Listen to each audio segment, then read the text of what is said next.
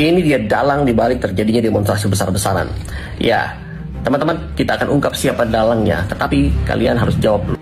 Renungkan ini, apa kesamaan antara para pembuat kebijakan? 1. PPN 12% pada saat bulan Januari. 2. Premium oplosan dan kemudian tabung gas LPG. 3. Kasus nikel ya di Raja Ampat. Kemudian 4 pulau dari Aceh dipindahin ke Sumatera Utara. Kemudian pemblokiran rekening oleh PPATK. Tanah rumah nganggur lebih dari 2 tahun disita negara. Kemudian pagar laut yang diperintahkan presiden untuk dibongkar tidak jadi dibongkar. Dan sekian banyak masalah-masalah polemik yang muncul justru dari kebijakan-kebijakan ngawur. Apa kesamaan dari pembuat kebijakan ini? Mereka sama-sama termul.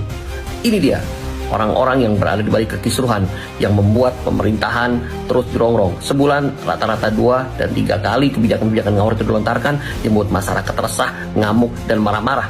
Akhirnya mereka test case pada saat Indonesia gelap. Pengerahan massa luar biasa yang sangat banyak, tetapi tidak ada narasi yang kuat dan jelas apa tuntutannya. Dan kemudian diberikan lagi, ditaburi dengan resep-resep yang makin membuat masyarakat marah. Kemudian digeser ke Pati sebagai lab untuk percobaan pertama. Bagaimana ketika dana yang harus mengalir ke daerah itu tiba-tiba berkurang, maka pejabat-pejabat daerah harus meningkatkan pajak pendapatannya, dan itu mengakibatkan kemarahan yang sangat luar biasa terjadi di Pati, dan ini hampir bergeser ke kota-kota dan daerah lainnya.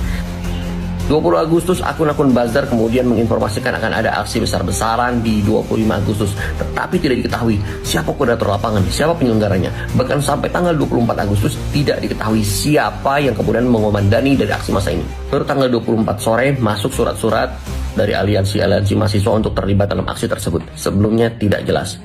Dan akhirnya kita bisa lihat ya, banyak sekali intel-intel yang kemudian menyamar menggunakan jaket ojol dan memprovokasi masyarakat. Mereka mengawali, menginisiasi untuk menyakiti polisi dan kemudian memancing masyarakat untuk melakukan hal yang sama.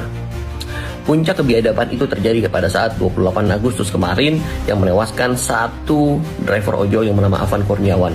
Turut berduka cita sedalam-dalamnya dengan keberingasan Brimob yang menabrak dan melindasnya. Agar muncul stigma negatif ke pemerintahan bahwa di rezim ini terjadi pelanggaran HAM, maka harus ada korban. Dan ini didesain dengan sangat apik sekali, sangat disayangkan betul. Maka saya akan ingatkan kembali apa yang Bu Kony pernah sampaikan sebelum presiden dilantik. Prabowo hanya dijatah 2 tahun berkuasa, dan ini disaksikan oleh Rosa Ruslani yang sekarang jadi CEO dan Antara. Artinya setelah dilengserkan 2 tahun akan ada Fufu apa yang kemudian memimpin negara ini. Kalian ikhlas?